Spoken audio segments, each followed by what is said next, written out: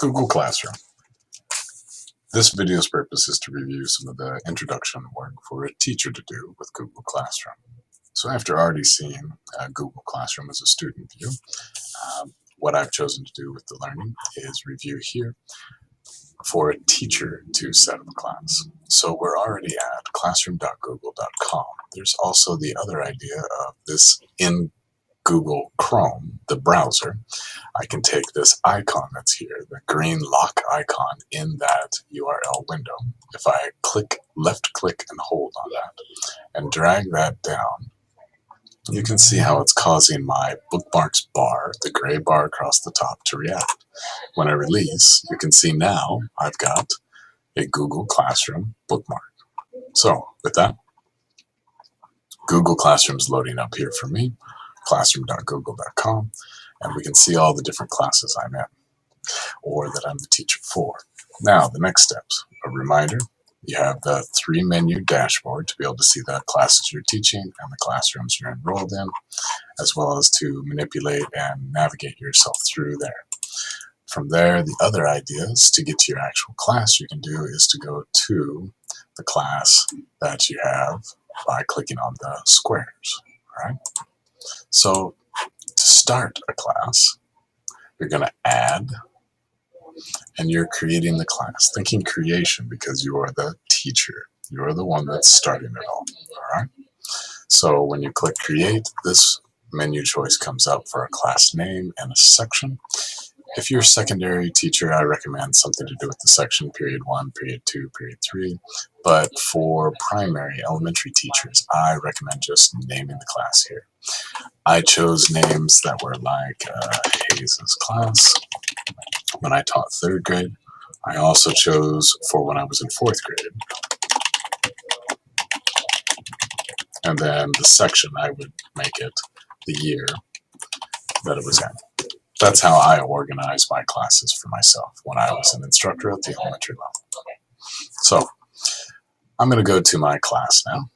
And the next step I'm going to work on is how do I add an announcement, all right, as well as how do I invite my students.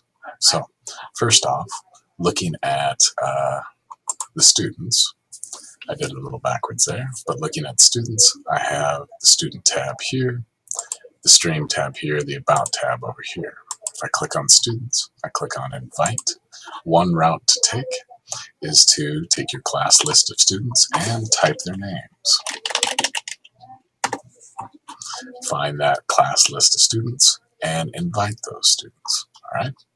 Every time you select one here, you can see down at the bottom that it adds that student on as the student in class. When you click blue invite students, it will actually send an invitation to them for them to react to, just like we saw in the other video. From there, students are invited. Now it's time to give an announcement. So we're after the idea of adding to our work stream and creating an announcement. All right.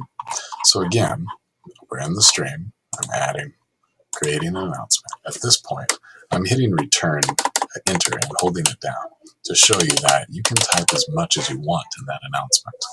I recommend making something that looks like a title.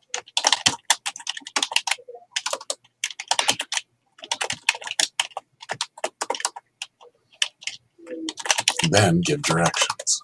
And I even went as far as to label that they were directions.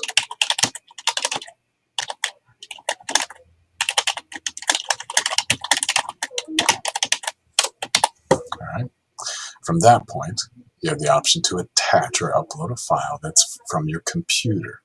If you're a Google app user already, there's a number of things you may have created or have PDF files saved for students to read and react to.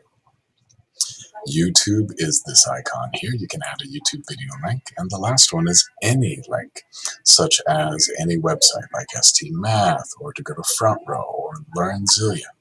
So this part, again, mostly the drop-down menu choice is mostly for secondary, such as if you repeat the math class for period 1, period 3, and period 6, then you could choose to have that repeat for all math classes. From there, the last part, you would click post.